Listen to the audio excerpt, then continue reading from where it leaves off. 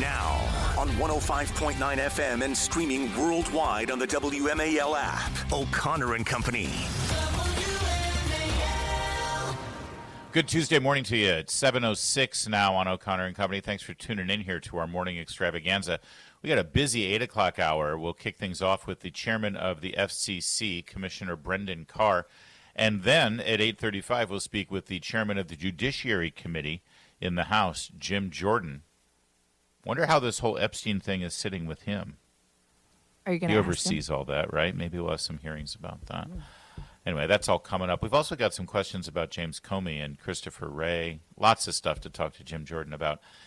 I'm Larry O'Connor. That's Cassie Smedley. And we haven't plugged your coin venture. Oh, yeah, thanks. COIGN.com. If you want your money to match your values, get on the wait list for a coin card.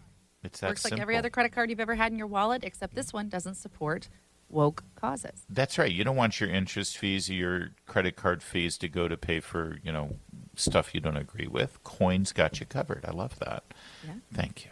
Joining Thank us you. right now, speaking of values and things that we all agree on, Ron Halber is the CEO of the Jewish Community Relations Council of Greater Washington.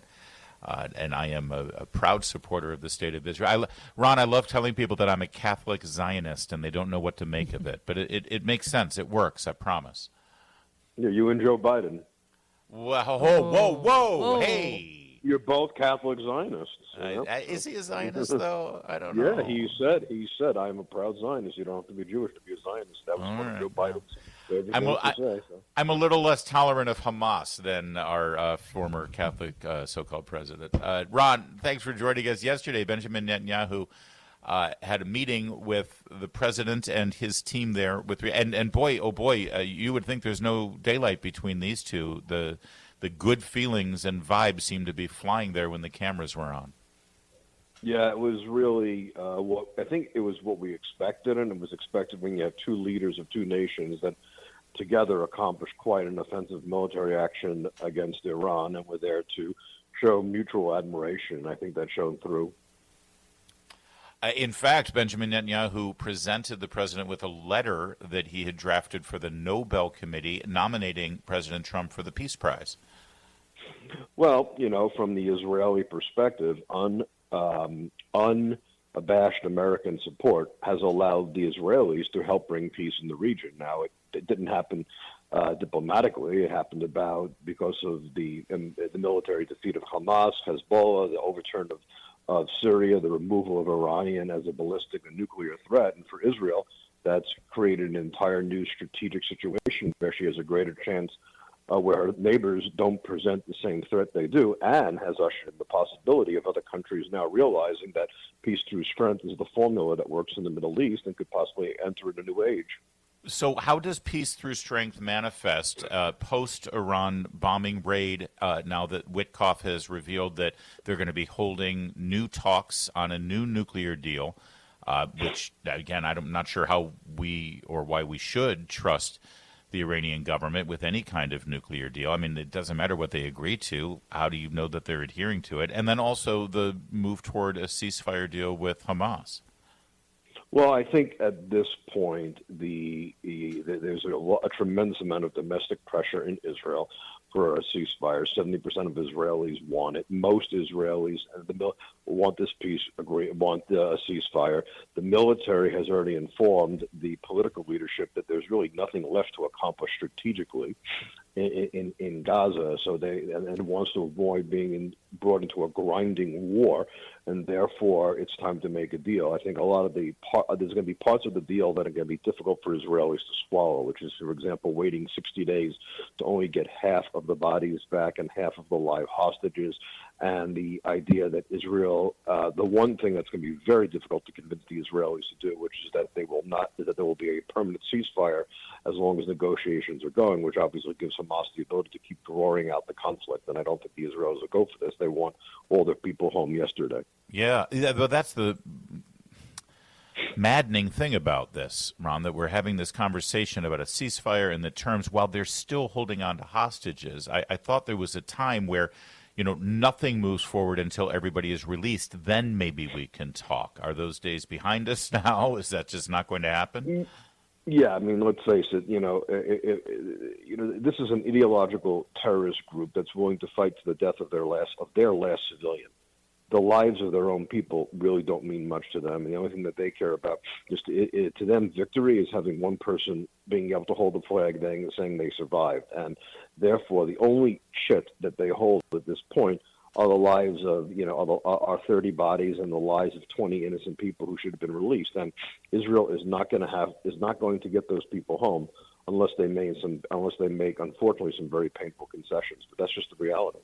What is the security situation like now in Israel? As you know, I was talking with over the summer. My family always tries to make travel plans for the next 12 to 18 months, and I'm really interested. I want to go to Israel. I want to see the Holy Land. I want to walk in the pathways of my Messiah. And people in my family are like, we don't want to go there. We're scared. We're afraid that it's too dangerous. I mean, that is a consideration right now. Israel needs to have people coming back and visiting their nation, don't they? Yeah, tourism is a very, very important part of Israel's economy, and I think the closer they get to peace, the closer they get to a ceasefire, the quicker that pilgrims and other sort of tourists will return. I don't think it's going to take that long, because as soon as people are confident that things between Israel and Hamas are over, but the other thing is it over with Iran? That's the big thing. I mean, Israel has great capability to shoot down projectiles coming from Hamas. But at one time, 16%, one day, the worst day of the 12-day war, 16% of Iran's capacity got through, and that is a lot when you're talking about ballistic missiles. But for now, it seems like Israel has rendered Iran offensively a paper tiger. And the one thing that came out of the war, the prime minister, when he was comparing removing the threat of Iran's nuclear and ballistic capacity as tumors, was that once you remove a tumor, you got to constantly monitor it. So the Israelis know that the Iranians are going to want to begin their programs again, and that is the biggest threat. In the end, the only way for Iran to be contained is either one, regime change, or two, an agreement they stick to. We're speaking with Ron Halber. He's the CEO of the Jewish Community Relations Council of Greater Washington. Now that it appears that nuclear threat has been mitigated, at least for the time being, you're right. Of course, they're going to go right back to trying to develop mitigated is the key word, right? Yeah, not eliminated. So given that, though, there was some indication from the White House and the administration that there could be further peace deals with other nations in the region. Now that the Persian threat has been somewhat ramped down, this would be a great time for sort of new style Abraham Accords, where other Arab nations who were sort of waiting, yet at the same time concerned about the rise of Persia there, that they might be able to announce new deals with Israel. Do you think that that's still a possibility, or as long as the conflict with Gaza continues or with Hamas continues, that there's not going to be a peace deal with other nations? Well, I think people overestimate how much all of the Arab countries care about the Palestinian cause. I mean, Israel did sign agreements in 1979 with Egypt, in 1994 with Jordan, and then under the first administration with 4 Arab states. And during that entire time, Israel was still in conflict with the Palestinians. So, it's hard for a country like Saudi Arabia, which is, as the custodian of the holy places, is the leader of the Sunni world, to make peace with Israel. And of course, that's the grand prize, without a pathway to peace. But look, even the Saudis were first insisting and saying, "Oh, there must be a Palestinian state," and now they're just talking about, a pathway.